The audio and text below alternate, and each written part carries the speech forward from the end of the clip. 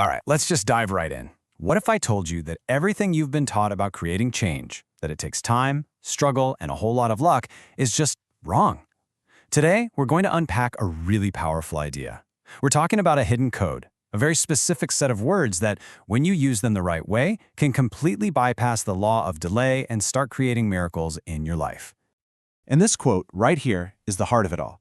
I want you to try and forget everything you think you know about waiting for things or working so hard for what you want. This explainer is all about tapping into a direct line to creation. It's a method that promises to pull you out of fear and waiting and drop you right into the certainty of your wish being fulfilled, like right now.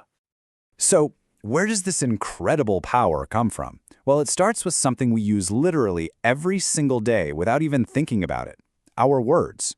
The idea here is that words aren't just sounds we make. No, they are seeds. Every single word you speak, especially the ones you say with real feeling behind them, is a seed that you are planting in the fertile ground of your own mind. And what is that fertile ground? Well, that's your subconscious mind. I want you to think of it like this amazing creative power that lives inside you.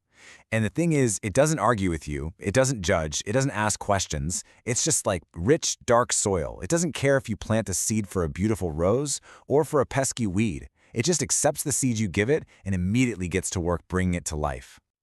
This brings us to a really key difference we have to understand. Your conscious mind. Think of it like a watchman, a guard at the gate. It's skeptical, right? It's the part of you that looks at your bank account, looks at the so-called facts of the world, and argues with your dreams. But your subconscious mind is totally different. It's the fertile soil inside the gates. It can't argue. It just takes your deeply felt words as commands and starts to work, in secret, to make them your reality. Okay, so getting this relationship between your words and your subconscious is step one. But the next part is knowing the exact code to use. And, this is just as important, the perfect time to plant that seed so it has the biggest impact. This is what we call your midnight appointment with creation. And here it is, the forbidden code. It's just two little words: I am.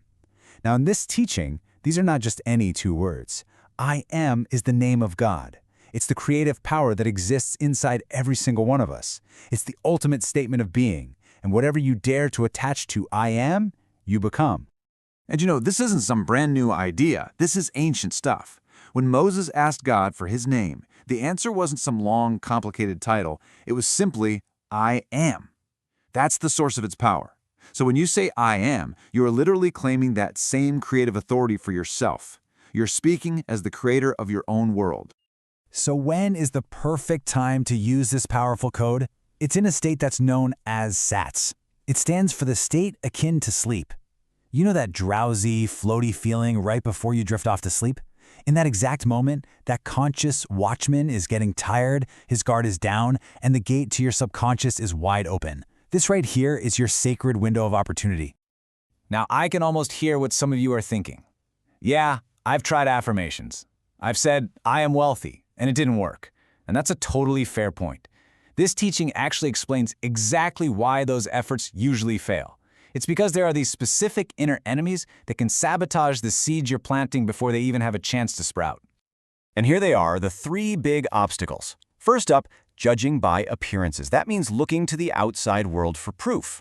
Second, old programming and guilt, all those limiting beliefs that were planted in you when you were a kid. And third, the most destructive one of all, doubt, the silent killer of all miracles. Okay, so that first enemy, judging by appearances, this is a fatal mistake. Why? Because the outer world, your current reality, it's just a shadow of your past beliefs. Looking there for proof of your new reality is like asking the shadow to lead the person. You can't do it. If you plant a new seed that says, I am wealthy, but then you check your empty bank account for proof, you're just letting the old shadow cancel out the new reality you're trying to create.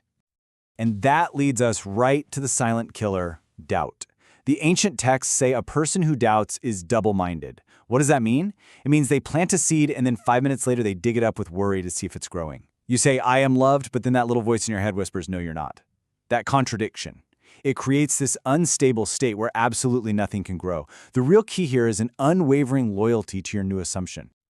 So how in the world do you overcome these enemies? How do you make this code actually stick? Well, the answer isn't just about saying the words. The real secret, the magic ingredient that makes the whole thing work is feeling. It's about shifting your entire perspective from being a passive spectator of your life to being an active participant in the reality you want. Okay, this right here is the critical shift. This is the whole game. A spectator thinks of their desire. Oh, I want to be successful. See how that statement actually confirms that you are not successful right now? But an actor thinks from their desire. They get into the role, they declare, I am successful, and they live in and embody the feeling of that state as if it's already a done deal. So this is the most crucial point. Your subconscious mind doesn't really understand English or any other language. It speaks the language of feeling. It's that quiet inner conviction, the sensory reality you build in your imagination. That's what truly impresses it and gives it a command. When you can feel the wish as if it's already fulfilled, your subconscious gets the message loud and clear.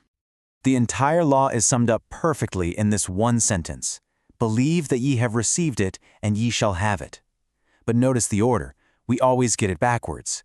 You have to first believe, which really means feel, that you have already gotten it. That feeling of acceptance, that is the cause. The physical thing showing up is just the effect that has to follow. You don't get it and then feel it. You feel it and then you get it. Okay, wow. We've covered the code, the timing, the enemies, and the secret sauce of feeling.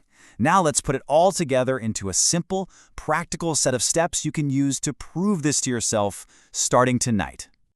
Here is your blueprint. It's super simple. First, find a quiet moment and just pull your attention away from the world's problems. Second, let yourself drift into that drowsy pre-sleep state, into SATS. Third, gently whisper your I am statement. Fourth, and this is the most important part, clothe those words in the feeling of it being a present fact. And finally, just let it go. Surrender to it. Fall asleep living in that new state, completely trusting that the work is already done. If you're feeling skeptical, hey, that's fine. Start small. The famous ladder technique is the perfect test. For just a few nights in a row, when you're in that sleepy sat state, I want you to simply imagine you are climbing a ladder. Feel the wood of the rungs on your hands. Then, during the day, just forget all about it. The idea is that you will soon find yourself, in the most bizarre and unexpected way, actually encountering or climbing a physical ladder, proving to yourself that what you do on the inside really does direct your outer world. So in the end, it really all comes down to a choice. That creative power inside you, that subconscious soil, it's always working, it's always planting something, whether you're paying attention or not. The law is completely impartial. The harvest is absolutely certain. So the only real question left is, what seeds are you going to choose to plant tonight? What will you dare to declare that you already are?